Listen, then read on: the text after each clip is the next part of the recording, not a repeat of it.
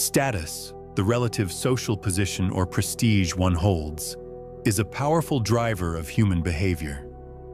While it often appears in modern forms such as career titles, luxury goods, and social media influence, the roots of status seeking are deeply embedded in our evolutionary history. The psychology of status reveals how the need for recognition and respect shapes decisions, emotions, and societal structures.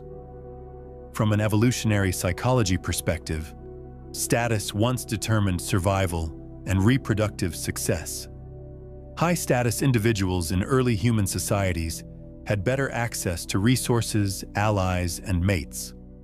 Although modern society no longer relies directly on such survival mechanisms, the brain's reward systems still respond strongly to signals of elevated status.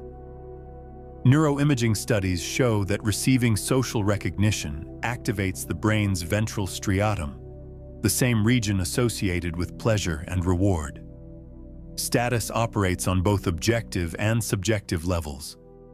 Objective status refers to measurable factors: income, education, professional rank, while subjective status reflects personal perceptions of one's position relative to others. Research on social comparison theory by Leon Festinger demonstrates that individuals constantly evaluate themselves against peers, leading to feelings of pride or inadequacy depending on the perceived gap. In capitalist societies, status often intertwines with consumer psychology. The purchase of luxury brands or exclusive experiences is not solely about utility. It is about signaling identity and social rank. This aligns with Thorstein Veblen's theory of conspicuous consumption, where people buy high-value items to publicly display wealth and success. The marketing industry exploits this by associating products with prestige and aspiration. However, the pursuit of status can trigger psychological costs.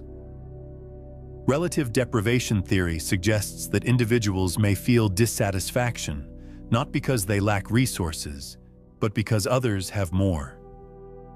This perception fuels envy, competition, and chronic dissatisfaction, even among the financially secure. Social media amplifies this effect by curating highlight reels of others' lives, creating unrealistic comparisons. Culturally, the meaning of status varies. In collectivist cultures, status may be tied to age, family honor, or contributions to the community. In individualistic cultures like the United States, personal achievement, independence, and self-promotion often carry more weight. These cultural frameworks influence how people pursue and maintain status. The status anxiety concept, popularized by Alain de Botton, highlights how fear of losing one's place in the social hierarchy can drive stress, overwork, and even unethical behavior. Neuroscience supports this, showing that threats to social standing can activate brain regions associated with physical pain, underscoring the deep emotional impact of perceived status loss. Managing the psychology of status requires self-awareness. Practices such as intrinsic goal setting, valuing personal growth and relationships over external validation, can reduce the emotional toll of status competition. Organizations can also play a role by creating recognition systems based on merit, collaboration, and contribution, rather than superficial markers of prestige. Ultimately, status is not inherently negative. It can inspire excellence, motivate achievement, and foster innovation.